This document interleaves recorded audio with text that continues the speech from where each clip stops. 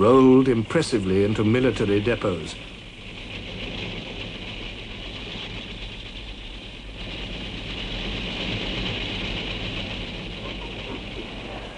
Compulsory rationing, requisition, national control of industry and shipping and railways, conscription, women in work normally done by men, national scientific research, now even Britain, with her traditional dislike of large-scale organization and state direction, had yielded to the shrill imperatives of total war. Lloyd George wrote, "The scope of government control widened steadily and ineluctably until it covered practically the whole industrial life of the nation. The nation concentrated all its great strength and skill on victory." In every country now, the individual had become a cog in a huge and complex war machine. Whole new industries had been created since 1914 for making aero engines, for making all the instruments required by modern aircraft. A small chemical industry had been transformed into a great national asset. Standardized or prefabricated ships slid down the slipways one after another. Steel for guns or steel for shells. Steel for ships or steel for tanks. There was not enough for all. Engines for tanks or engines for lorries or engines for aircraft. Not enough for all. Britain was now the war factory of the Allies.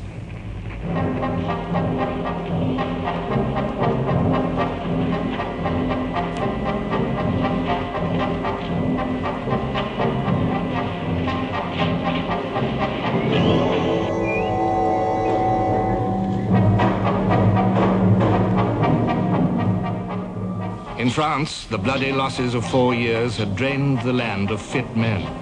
Her farms needed labor as much as her factories. France was working and striving for victory to the limits of her strength.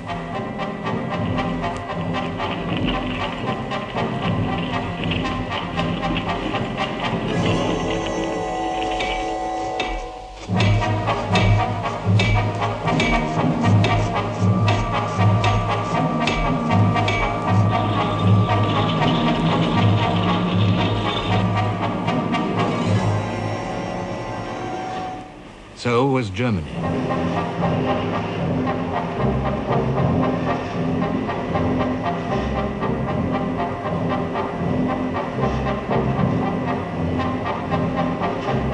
Endlessly, the trains rolled away from her factories loaded with war material.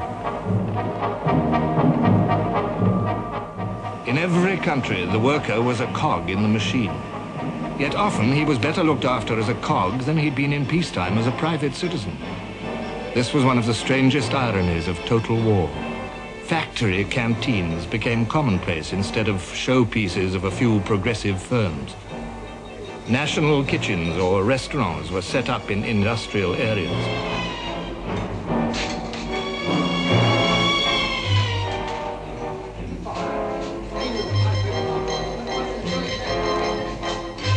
The purpose of this movement, organized by the Ministry of Food, is to instruct the poorer classes how food by proper cooking can be made to yield the most nutrition with the least waste.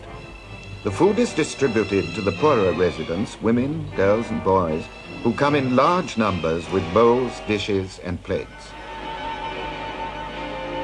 Better working conditions, medical centers, special housing for workers, high wages.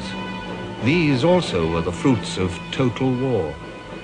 Lloyd George told an audience, "It is a strange irony, but no small compensation, that the making of weapons of destruction should afford the occasion to humanize industry. Yet such is the case.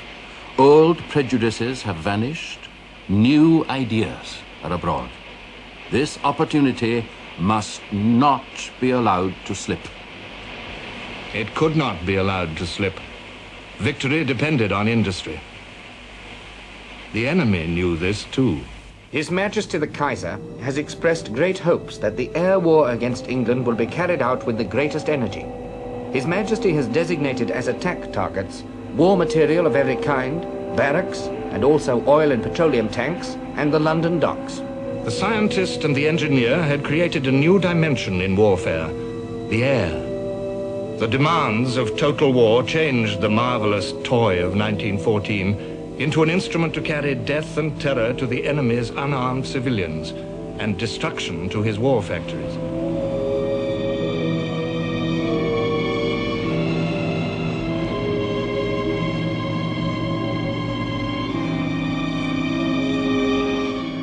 In the autumn of 1916, as many as 14 Zeppelins at a time set out for England. 200,000 cubic feet of hydrogen lifted them. The Zeppelin crews were pioneers in the upper air. Each mission was an epic of danger and endurance. For the attacking aircraft and also for the anti-aircraft guns, a Zeppelin of that size was a sitting target. About over 300 feet long, 50 feet in diameter, at a speed of 60 miles per hour. That was all. It was a very cold affair to go across to England. It was so cold that if you forgot that you didn't wear a glove at a given moment and touched any part of the aluminium structure, you would burn your fingers. And the sandwiches, which we kept in a container in the gondola, were absolutely frozen, stiff, and you had to melt part of it in your mouth until it became soft enough to be bitten off. German science gave her airmen a triumph in English skies.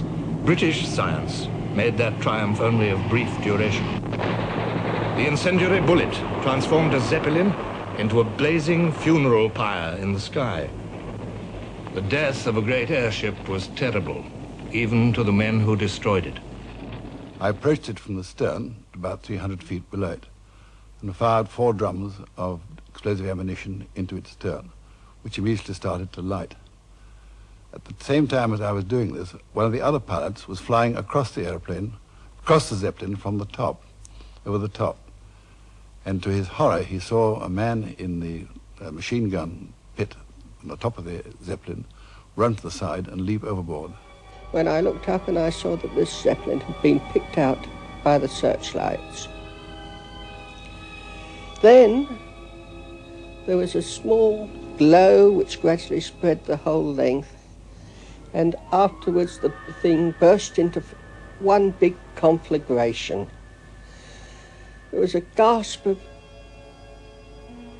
I don't know whether it was abhorrence or whatever it was from the people. Very much like the sound that one would get when there's a big firework display. And as it came down, very, very slowly, I heard my mother say, "Oh, those poor men up there." But there was an old Boer War veteran next door who said, "Let 'em fizzle." And so it came gradually down.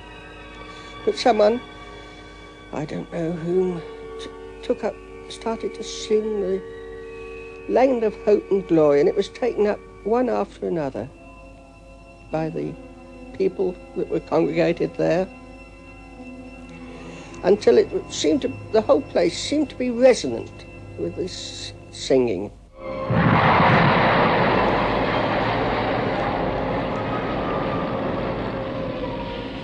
However terrible his death, there was no pity now for the enemy.